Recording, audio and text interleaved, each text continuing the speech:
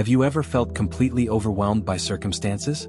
Have you experienced that feeling of helplessness when everything seems to spiral out of control, when emotions dominate you and you feel powerless over your own life? The Stoic Millionaire went through that too. There was a moment in his life where he lost everything. His company, his marriage, his financial stability. He found himself at rock bottom, feeling like he had failed as a person, as an entrepreneur, as a human being. But it was precisely in that moment of crisis when he discovered something that would change his life forever. The immutable principles of Stoic philosophy. It wasn't just about reading ancient books or inspirational quotes on social media. It was about applying a complete system of thought that would allow him not only to recover, but to become someone truly powerful from the inside out. Someone who would never lose control again no matter what life threw at him. Today, after years of conscious Stoic practice, having rebuilt his financial empire and, more importantly, having developed unshakable inner strength, he reveals the 8 fundamental lessons that transformed his existence. These aren't abstract theories, but practical tools you can implement immediately to become a powerful Stoic and never lose control of your life again. Some things are within our power while others are not, wrote Epictetus, the Stoic philosopher who went from slave to teacher of emperors. This simple phrase contains the key to developing unbreakable personal power and never again feeling like a victim of circumstances. The Stoic Millionaire vividly remembers the exact moment when he truly understood this lesson. It was the day he received the call from his lawyer informing him that he had lost the lawsuit that could have cost him his entire estate. Instead of panicking or blaming others, he stopped and asked himself, "What part of this situation is truly under my control?" The dichotomy of control is the fundamental principle that separates powerful Stoics from those who live in constant emotional suffering. Most people waste their vital energy worrying, complaining, and fighting against things that are completely outside their influence. The behavior of others, the past, natural events, the global economy, decisions made by third parties. Stoics understand that we only have absolute control over 3 areas of our existence: our thoughts, our decisions, and our actions. Everything else belongs to the realm of the external, where our direct power is limited or non-existent. This understanding isn't pessimistic, it's profoundly liberating. When you focus all your mental and emotional energy on what you can actually control, you experience extraordinary power. You no longer waste time lamenting the weather, your boss's actions, political decisions, or past events you cannot change. Instead, you channel all that force toward where it can actually generate results: your conscious response to each situation. Marcus Aurelius, Emperor of Rome and practitioner of Stoicism, wrote in his Meditations, "Confine your attention to what is within you." It wasn't just philosophical advice, it was a practical leadership strategy that allowed him to govern the most powerful empire in the world while maintaining his inner balance. Immediate practical application. Every morning, before checking your phone or starting the day's activities, spend 5 minutes doing the dichotomy exercise. Take a sheet of paper and divide it into 2 columns. In the left column, write "under my complete control." On the right, "outside my control." Throughout the day, when you find yourself worried, anxious, or frustrated about something, immediately ask yourself, which column does this situation belong in? If it's in the right column, consciously redirect your attention to what you can control: your response, your attitude, your next action. For example, if you're stuck in traffic, recognize that the traffic is outside your control, but your emotional response, the music you listen to, how you use that time, perhaps for reflection or planning, are under your complete control. The Stoic Millionaire applied this principle when he faced the biggest financial crisis of his life. Instead of spending energy blaming the economy, his partners, or circumstances, he focused exclusively on what he could control: cutting unnecessary expenses, generating new income, maintaining his physical and mental health, and making strategic decisions for the future. This practice won't just give you peace of mind, it will make you more effective, more respected, and more powerful in all aspects of your life. When others see that you don't get upset by the uncontrollable but act decisively on what you can influence, they naturally recognize your inner strength and leadership. The dichotomy of control is more than an emotional management technique. It's the philosophical foundation for building a life of self-discipline, resilience, and true personal power. Stoics don't seek to control the external world. They seek absolute mastery over their inner world, and from that internal fortress, they positively influence their entire environment. Remember, every time you allow something outside your control to affect your emotional state, you're giving away your power. Every time you respond consciously from your internal control center, you're strengthening your Stoic nature and building the unbreakable character that will allow you to thrive regardless of external circumstances. Seneca, advisor to emperors and one of the most influential philosophers of the Stoic school, taught that most human suffering comes from our excessive attachment to things that are outside our control. The practice of preferred indifference doesn't mean becoming a cold or insensitive person, but developing a healthier and more powerful relationship with external goods. The concept is revolutionary in its simplicity. You can enjoy and work for the good things in life, health, relationships, professional success, material comforts, without becoming emotionally dependent on them. You can prefer to have them but remain internally free if you lose them. The Stoic millionaire learned this lesson the hard way when he lost his first fortune. For years he had defined his identity and self-worth through his bank account, his properties, and social recognition. When all that disappeared, he felt he had lost not only his possessions but his very identity. It was then that he discovered Stoic teachings about preferred indifference. The ancient philosophers classified all things into three categories: virtues, always good; vices, always bad; and indifference, morally neutral. Wealth, poverty, health, illness, fame, anonymity, all are indifferent because they don't determine your moral character or your capacity to live a full life. However, it's natural to prefer some of these indifferent things over others. It's better to be healthy than sick, to have resources than to lack them, to be loved than to be hated. The secret is to maintain these preferences without turning them into absolute emotional necessities. When you practice preferred indifference, you work diligently toward your goals, but your inner peace and self-worth don't depend on achieving them. You enjoy successes without arrogance and face failures without despair.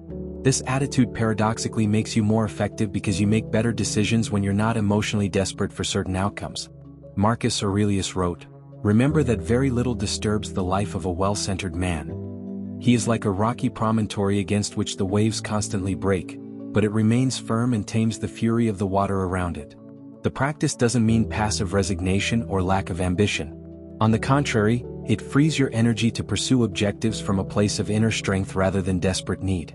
When you don't need something specific to be happy, you can pursue it with greater mental clarity and take smarter calculated risks. Immediate practical application. Implement this Stoic detachment exercise every time you feel anxiety or desperation about achieving something specific. Ask yourself, if I don't get this thing I desire, will I still be a valuable person with the capacity to live well? The answer will always be yes. Practice visualizing the loss of important things to you, not to attract negativity, but to strengthen your emotional independence. If you have a job you love, occasionally imagine how you could rebuild your career if you lost it. If you have an important relationship, reflect on how you would continue growing as a person if that relationship ended. This exercise isn't morbid, it's mental preparation. Olympic athletes visualize both victories and failures to be psychologically prepared for any outcome. Stoics do the same with life. The Stoic millionaire now handles his new fortune completely differently. He enjoys his resources, uses them to help others and create more opportunities, but his identity isn't tied to them. He knows that if he lost them tomorrow, he would still be the same strong character who has already demonstrated his ability to rebuild his life from scratch. He also practices preferred indifference in personal relationships. He loves his family and friends deeply, but not in a possessive or codependent way. His love is free because it's not mixed with the desperation of need. This paradoxically strengthens his relationships because people are more attracted to someone who doesn't need them desperately, but chooses them consciously. In business, this practice allows him to make more rational decisions. He can negotiate from a position of strength because he's not desperately clinging to any specific outcome. He can end toxic partnerships because his identity doesn't depend on maintaining a certain image or status. Preferred indifference makes you more attractive, more respected, and paradoxically more successful because you operate from a place of internal abundance rather than emotional scarcity. People feel this difference intuitively and are naturally drawn to those who have developed this emotional independence. Remember, it's not about not desiring things or not working toward important goals. It's about desiring from strength, not from need, working from vision, not from desperation. This is the difference between true power and the appearance of power that crumbles at the first real adversity. If this content is inspiring you, like the video, subscribe to the channel and share it with someone who also needs to hear this. Leave in the comments, which lesson has impacted you most so far? Seneca ended each day with a ritual he considered more valuable than any other practice: the evening examination of conscience. When the light goes out and my wife falls silent, he wrote, I examine the entire day and review my actions and words, hiding nothing from myself, passing nothing over. This practice, known as Stoic evening reflection, is one of the most powerful tools for character development and self-control. It's not simply remembering the day's events. It's a structured process of self-evaluation that strengthens your self-discipline and accelerates your personal growth. The Stoic Millionaire adopted this practice during his most difficult years and attributes it as one of the most important factors in his personal transformation. Every night, without exception, he dedicates 15 minutes to consciously examining his thoughts, emotions, decisions, and actions of the day. Stoic evening reflection has three fundamental components: honest evaluation, active learning, and future preparation. It's not an exercise in self-punishment or guilt, but a process of continuous improvement based on the Stoic philosophy that each day is an opportunity to practice virtue and strengthen character. During honest evaluation, you examine your emotional reactions of the day. Where did you lose control? When did you allow something external to disturb your inner peace? What situations led you to act contrary to your Stoic values? This isn't a search for perfection, but for awareness. Stoics understand that growth comes from honest recognition of our areas for improvement. Active learning involves extracting specific lessons from each experience. If you reacted with anger to criticism, the lesson might be to better practice the dichotomy of control. Others' opinions are outside your control, but your emotional response is under your complete dominion. If you made an impulsive decision, the lesson might be to implement a reflective pause before acting in similar situations. Future preparation is perhaps the most powerful component. Based on the day's challenges, you visualize how you will respond more stoically to similar situations in the future. This mental preparation creates new response patterns that activate automatically when you face challenging circumstances. Marcus Aurelius wrote extensively about this practice in his Meditations, which were originally his own private evening reflections. At dawn, when you have trouble getting out of bed, tell yourself, "I'm rising to do the work of a human being. What do I have to complain about, if I'm going to do that for which I was born and brought into the world?" Immediate practical application.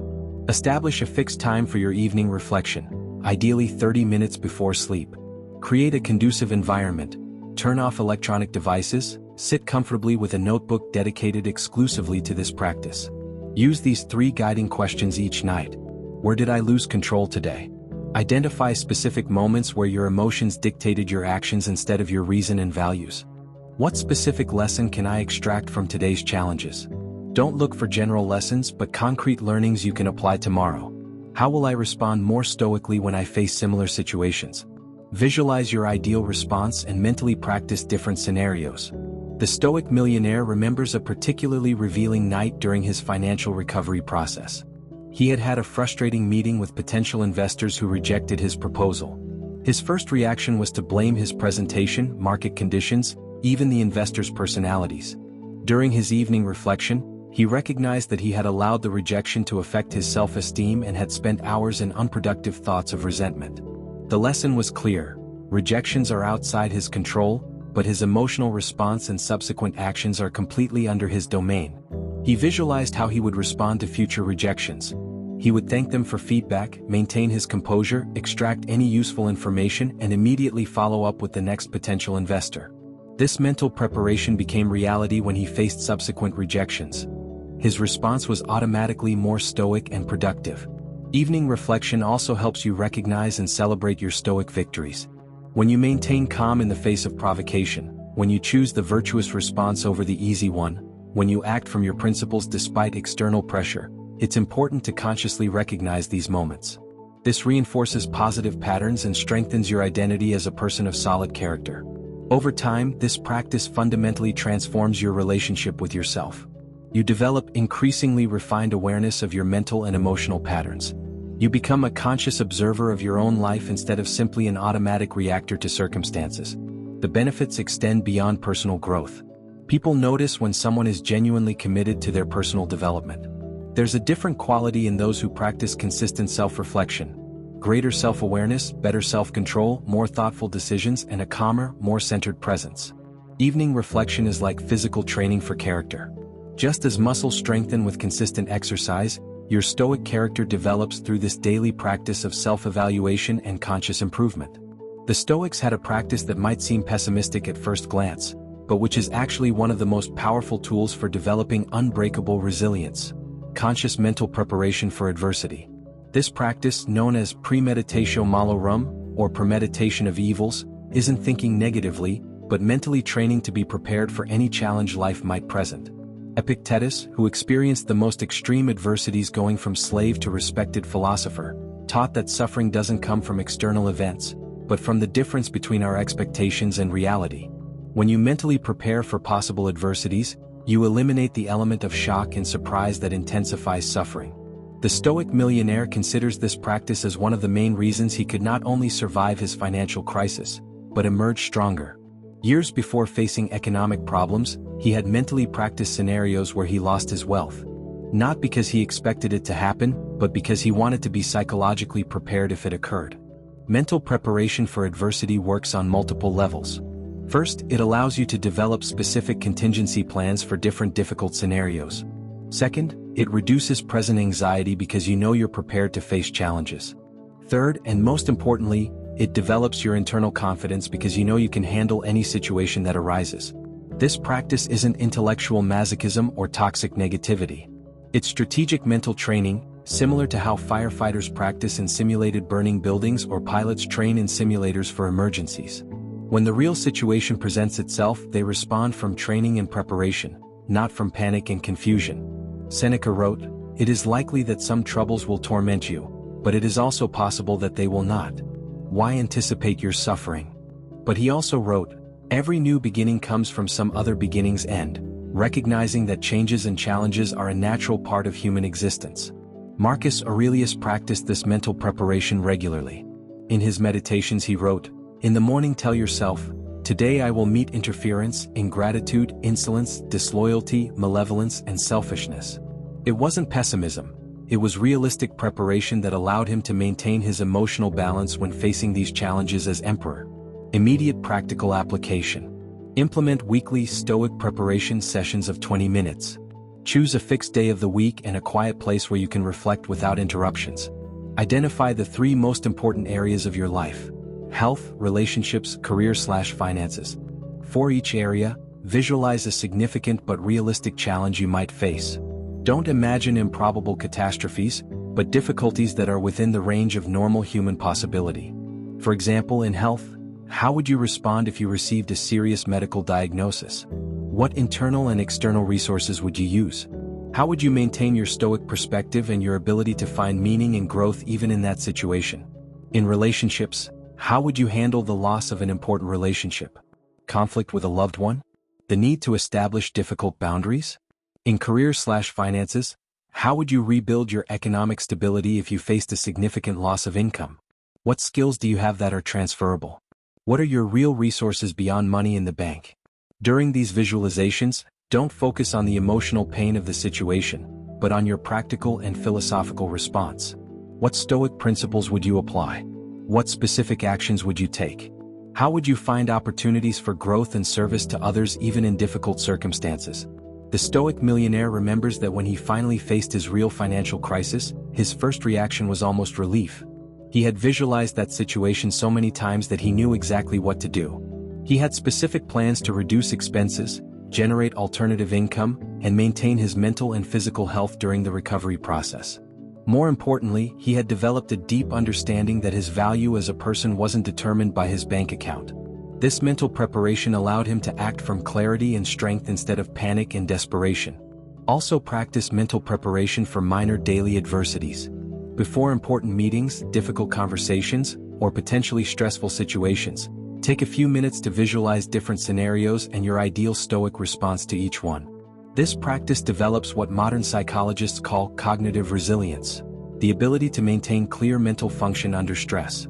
Stoics understood more than 2,000 years ago what modern neuroscience confirms, that the prepared brain responds better than the surprised brain. Mental preparation also allows you to more deeply appreciate what you have in the present. When you occasionally contemplate the possibility of losing something valuable, you naturally develop greater gratitude for having it now. It's not taking for granted, but conscious appreciation. Over time, this practice makes you someone others seek during crises because they know you maintain calm and have clear perspective when others are in panic. This is a profound form of leadership, being the stable rock that others can use as a reference point during storms. Remember, you're not inviting problems into your life. You're developing the inner strength to handle anything life presents to you. This mental preparation gives you authentic confidence that cannot be shaken by external circumstances because you know, in the depths of your being, that you can handle any challenge that arises. Marcus Aurelius wrote one of the most powerful phrases in all philosophical literature: "The impediment to action advances action. What stands in the way becomes the way." This isn't just an inspirational phrase, it's the expression of a specific mental practice that can completely transform your life experience: the discipline of perception. The Stoics understood that it's not external events that determine our experience, but the interpretation we make of those events. The same situation can be seen as a devastating tragedy or as a growth opportunity, depending on the mental framework we apply. The discipline of perception is conscious training to see each obstacle as an opportunity to practice and develop our Stoic virtues. The Stoic Millionaire remembers the exact moment when he truly understood this principle. He was in his office, surrounded by unpaid bills and legal documents, facing possible bankruptcy. His initial instinct was to see the situation as a catastrophic failure. But then he stopped and asked himself, how can this crisis be exactly what I need to grow as a person? That simple question changed everything. Instead of seeing the crisis as a victim, he began to see it as intensive training in resilience, creativity, humility, and determination. The crisis didn't disappear, but his relationship with the crisis was completely transformed. He became an active student of adversity instead of a passive victim of circumstances. The discipline of perception requires constant practice because our brain is evolutionarily programmed to focus on threats and problems.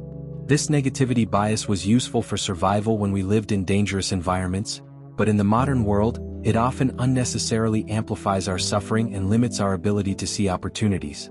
Epictetus taught that we have absolute control over our interpretations, even when we have no control over external events. This is a form of extraordinary power that most people never fully develop.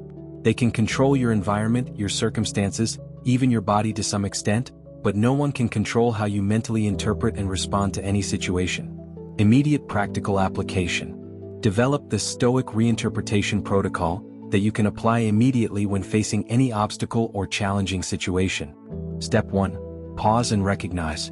The moment you feel frustration, anxiety, or resistance to a situation, consciously stop. Recognize that you're having a specific interpretation of events, not an inevitable reaction. Step 2. Reframing question. Ask yourself one of these powerful questions. How can this situation be exactly what I need to grow? What Stoic virtue can I practice in this situation? What hidden opportunity might exist here? How can this strengthen me for the future? Step 3. Identify the virtue at play. Every obstacle is an opportunity to practice some Stoic virtue. Patience with delays, courage with fears, justice with conflicts, wisdom with confusion, self-discipline with temptations. Step 4. Virtuous action. Once you identify the virtue you can practice, act consciously from that virtue instead of reacting from the initial emotion. The Stoic Millionaire applied this protocol when he faced his biggest financial crisis. The first impulse was to interpret the situation as evidence of his personal failure.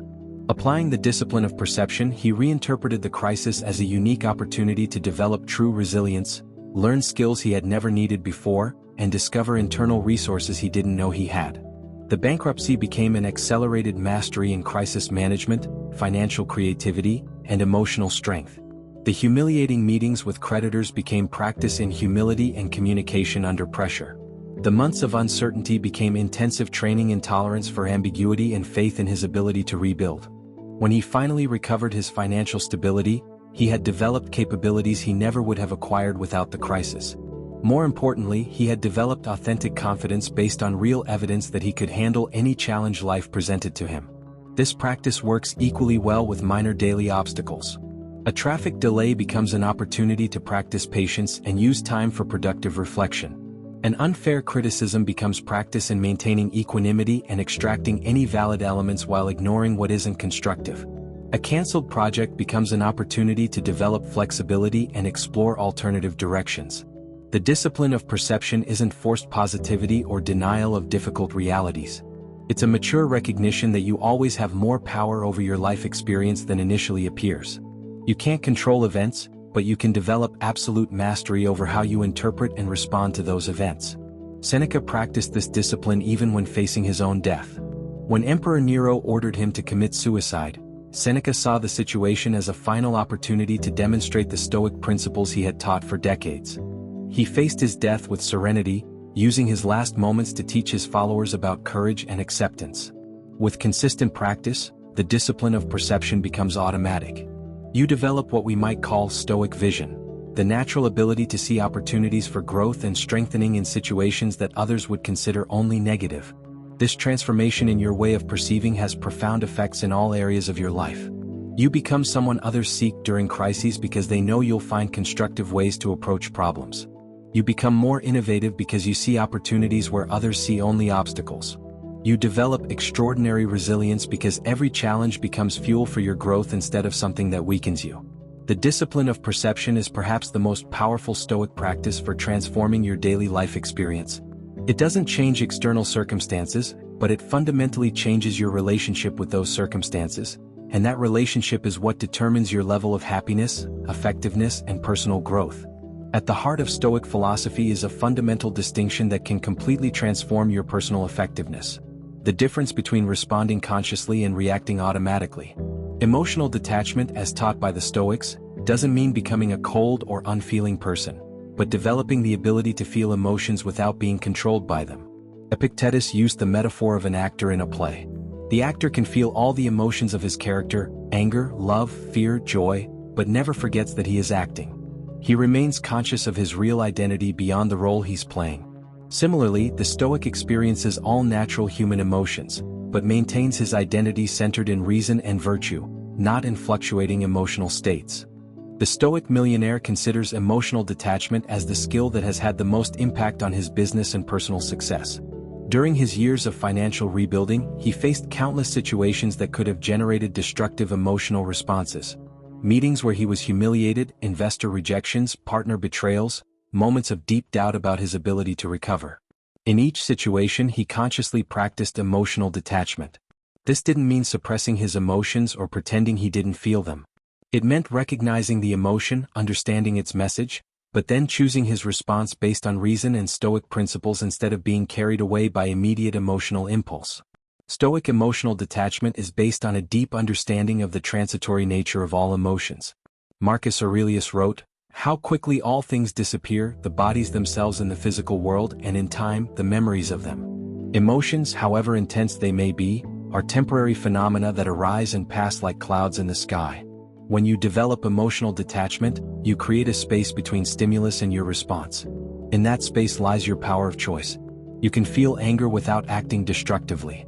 You can experience fear without becoming paralyzed. You can feel sadness without sinking into despair. You can experience joy without losing perspective. This ability is extraordinarily powerful in the modern world, where intense emotions and impulsive reactions often lead to decisions people later regret. Emotional detachment allows you to maintain mental clarity in high-pressure situations, make decisions based on principles instead of impulses, and maintain healthier relationships because you're not constantly reacting from unprocessed emotional wounds. Immediate practical application. Implement the internal observer technique that you can use anytime you feel an intense emotion. Step 1. Conscious identification. The moment you feel a strong emotion, take a deep breath and say mentally, "I am experiencing name of emotion." This simple identification creates psychological distance between you and the emotion. Step 2. Observation without judgment. Observe the emotion as if you were a scientist studying an interesting phenomenon. Where do you feel it in your body? What thoughts accompany it? What action impulses does it generate? Observe all this without judging the emotion as good or bad. Step 3. Understanding the message. Ask yourself, what useful information is this emotion giving me? Anger might be signaling that one of your values has been violated. Fear might be indicating a real risk that needs attention. Sadness might be processing a loss that needs to be acknowledged. Step 4. Conscious choice of response. Now that you've understood the emotion's message, ask yourself, what is the most virtuous and effective response to this situation? Act from this conscious choice, not from the immediate emotional impulse. Step 5. Gratitude to the emotion. Acknowledge that the emotion fulfilled its function by giving you information, but now you can choose your response based on reason and virtue. The Stoic Millionaire remembers a specific moment during his crisis where this technique was crucial. He was in a meeting with a creditor who was treating him in a humiliating and threatening manner. His first emotional reaction was intense anger and desires to respond aggressively. Applying the internal observer technique, he recognized his anger, understood it was being activated by the perception of injustice, but chose to respond from Stoic principles of dignity and effectiveness. He maintained his composure, focused on finding mutually beneficial solutions, and managed to negotiate payment terms that gave him the necessary time to recover financially. Emotional detachment also dramatically improves the quality of your personal relationships. When you don't automatically react from emotional wounds, you can respond to conflicts from a place of wisdom and love instead of defensiveness and attack. This creates safer spaces for honest communication and mutual growth. In leadership, emotional detachment is invaluable. Teams need leaders who can maintain calm during crises, who can make difficult decisions without being clouded by personal emotions, and who can give constructive feedback without being motivated by personal frustrations. Emotional detachment doesn't mean living a life without passion or emotional commitment. On the contrary, it allows you to commit more deeply to what truly matters because you're not wasting emotional energy on automatic reactions to minor situations. Seneca wrote, "You are as miserable as you allow your mind to be." Emotional detachment gives you control over your own mental and emotional experience. You can't control what emotions arise, but you can develop absolute mastery over how you respond to them. With consistent practice, emotional detachment becomes second nature. You develop what we might call stoic emotional stability, the ability to maintain your inner center regardless of what emotional storms are occurring around you or even within you. This stability is magnetic. People are naturally attracted to those who have developed this type of emotional strength because they feel safer and calmer in their presence. It's a profound form of personal leadership based not on charisma or manipulation, but on the authentic presence of someone who has learned to govern their own inner world. Marcus Aurelius wrote, "At dawn, when you have trouble getting up, have this thought ready: I rise to do the work of a human being." This phrase encapsulates one of the most important distinctions in Stoic philosophy: the difference between knowing philosophical principles and living according to them through disciplined and consistent actions. Stoicism isn't a theoretical philosophy that stays in intellectual reflection. It's a life practice demonstrated through concrete actions, disciplined and aligned with fundamental virtues. Disciplined action is what transforms Stoic ideals into real results in your life and in the lives of those around you. The Stoic Millionaire considers disciplined action as the bridge between his philosophical aspirations and his concrete achievements. During his period of financial rebuilding, it wasn't enough to intellectually understand Stoic principles about perseverance and determination. He had to demonstrate those principles through specific, measurable, and sustained actions day after day. Stoic disciplined action is characterized by three fundamental elements: consistency, integrity, and service orientation. It's not enough to act correctly occasionally when you feel inspired. True Stoic discipline means acting according to your principles even when you don't feel like it, when it's inconvenient, when nobody is watching, and when it's harder than easy alternatives. Epictetus taught that character is built through small daily decisions, not through occasional dramatic gestures. Every time you choose to get up early when you'd prefer to stay in bed, every time you keep a commitment when it's easier to cancel, every time you tell the truth when a lie would be more convenient, you're strengthening your Stoic character. Integrity in disciplined action means your actions are aligned with your declared values. There's no difference between what you say you believe and how you actually live. This alignment between values and actions creates extraordinary inner strength because you're not wasting mental energy on internal contradictions or maintaining multiple identities. Immediate practical application. Develop your Stoic disciplined action system, consisting of three components: daily commitments, weekly challenges, and monthly projects. Daily commitments. Identify 3 small but significant actions you can perform every day to demonstrate your Stoic values. These should be specific, measurable, and non-negotiable. For example, getting up at a specific time regardless of how you feel. Dedicating 15 minutes daily to Stoic reflection or reading. Performing an act of service or kindness toward another person. Weekly challenges. Each week, identify a situation where you can practice a specific Stoic virtue intentionally. For example, if you want to develop courage, seek a difficult conversation you've been avoiding. If you want to practice justice, find a way to help someone being treated unfairly. If you want to strengthen your self-discipline, eliminate a destructive habit for a week. Monthly projects. Each month, commit to a project that requires sustained discipline and contributes to others' well-being. This could be learning a new skill, completing a creative project, or contributing to an important cause. The Stoic Millionaire implemented this system during his rebuilding period. His daily commitments included getting up at 5 a.m. to exercise and plan the day, dedicating an hour to developing new business skills, and making at least one call to a potential client regardless of how many rejections he had received the previous day. His weekly challenges varied, but always included something requiring courage: negotiating with creditors, presenting proposals to investors, or having difficult conversations with family members about his financial situation. These challenges gradually strengthened his ability to act courageously even when feeling insecure or fearful. His monthly projects during this period included developing a new business model, creating an online course about financial recovery, and establishing a foundation to help other entrepreneurs in crisis. Each project required sustained discipline and contributed to something greater than his personal recovery. Stoic disciplined action also requires what Seneca called preferring the difficult over the easy when the difficult is right. This means consciously choosing the more challenging path when that path is aligned with your values, even when more comfortable alternatives are available. In business, this might mean rejecting lucrative opportunities that aren't aligned with your ethical values. In relationships, it might mean having difficult conversations instead of avoiding conflicts. In personal development, it might mean committing to habits that require sustained effort instead of seeking quick fixes. Service orientation is the third crucial element of Stoic disciplined action. Marcus Aurelius wrote, "What is not useful for the swarm cannot be useful for the bee." Truly disciplined actions don't just benefit you, but contribute to the well-being of your community and society in general. This service orientation transforms personal discipline from an act of selfish self-improvement into a practice of leadership and contribution.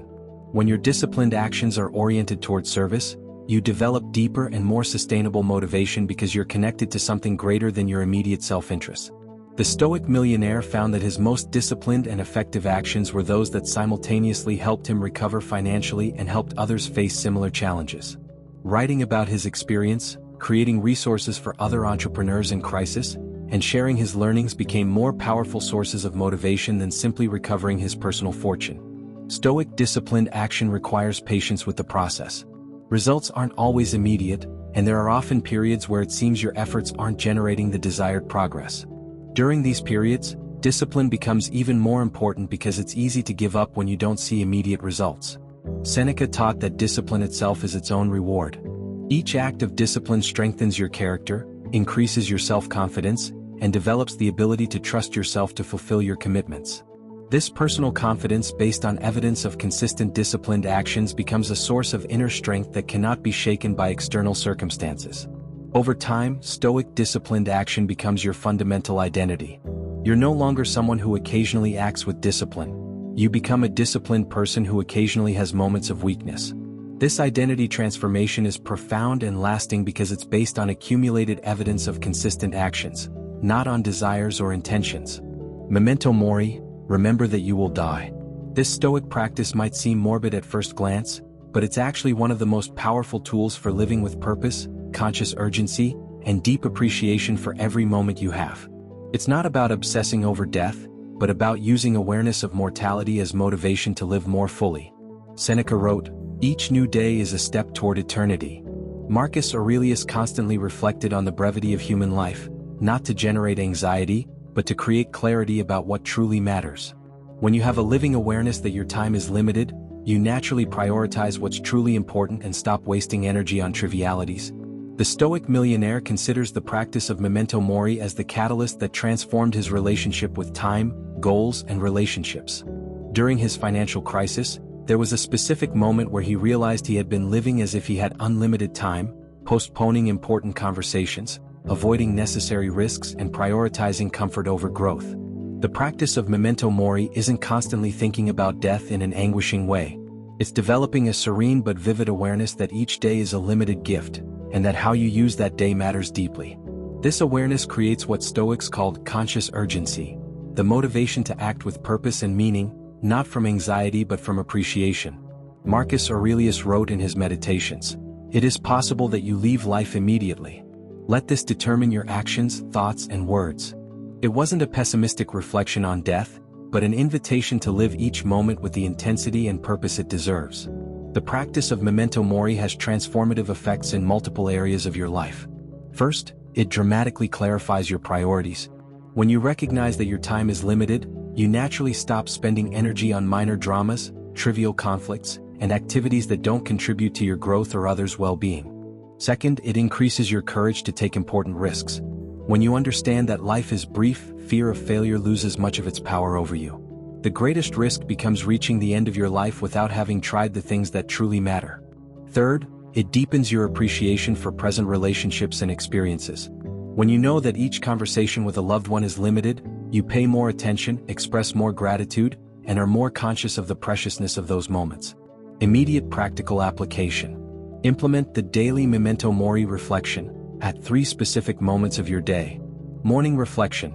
Each morning before checking your phone or starting the day's activities, take 3 minutes to reflect. This day is a gift that won't repeat. How do I want to use it in a way that's meaningful and aligned with my deepest values?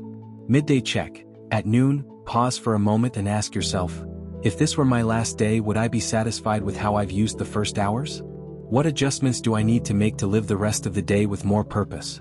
Evening reflection. Before sleep, reflect. If I didn't wake up tomorrow, would I be at peace with how I lived this day? Did I express love to those who matter to me? Did I contribute to something greater than myself? Did I live according to my deepest values?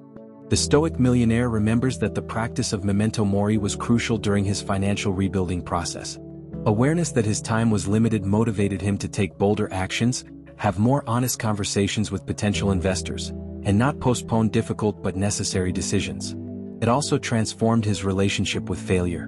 When he recognized that life is too brief to be paralyzed by fear of failure, he began to see each failed attempt not as a loss, but as valuable information and evidence that he was actually trying important things. The practice of memento mori also dramatically improved the quality of his personal relationships. He began to express gratitude more frequently, have deeper conversations, and resolve conflicts more quickly because he recognized that time with his loved ones is precious and limited.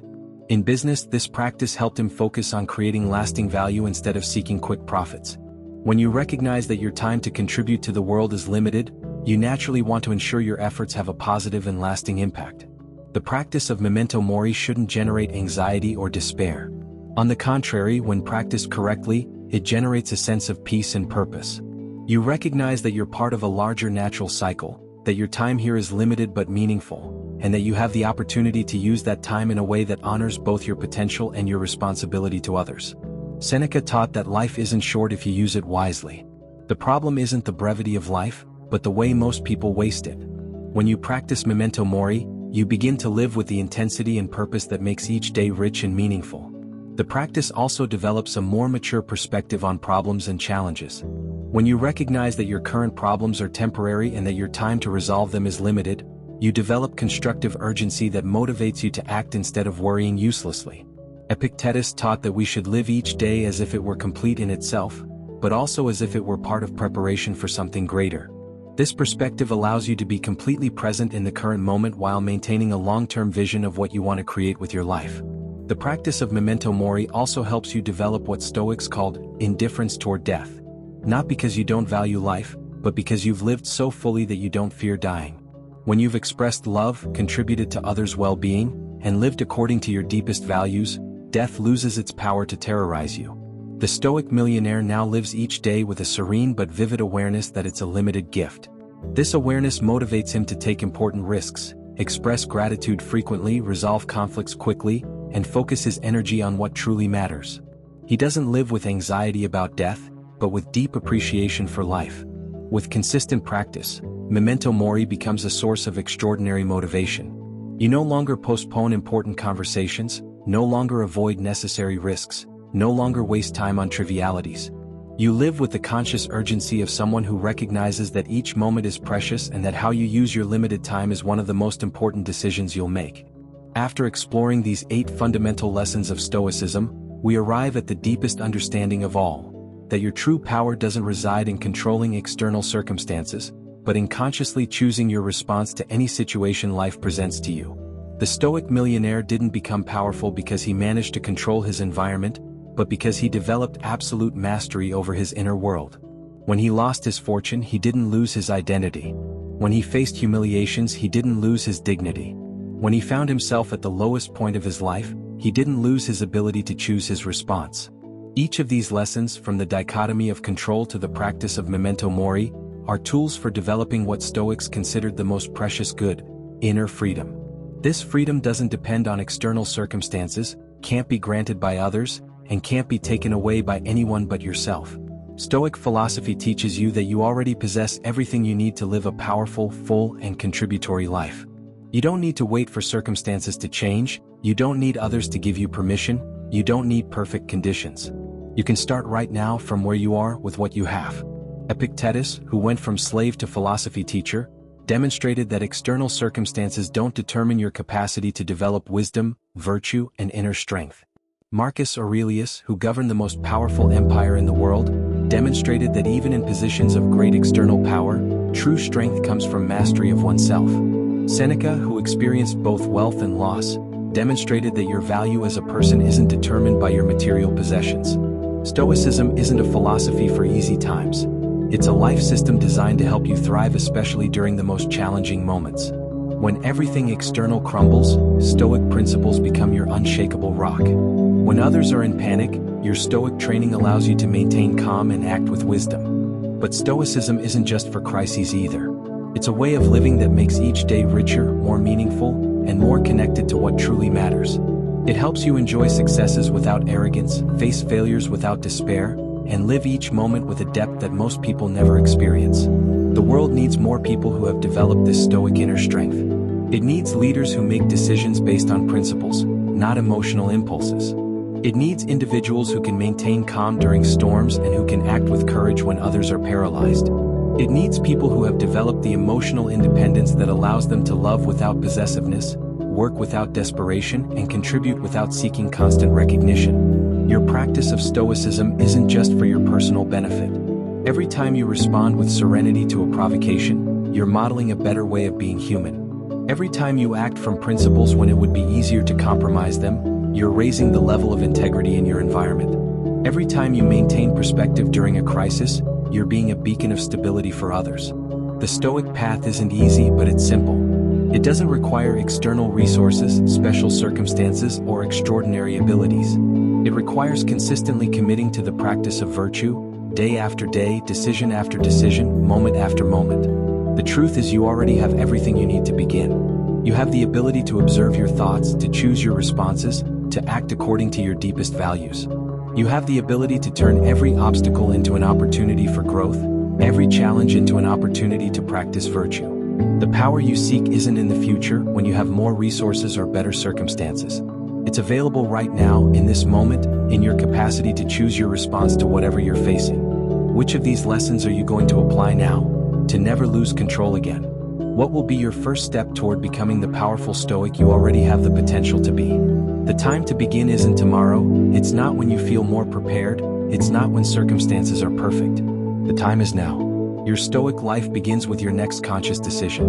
Remember, you don't need to be perfect to begin, but you need to begin to develop the Stoic excellence that will transform your life and the lives of those around you. The power is in your hands. It always has been. It's time to use it.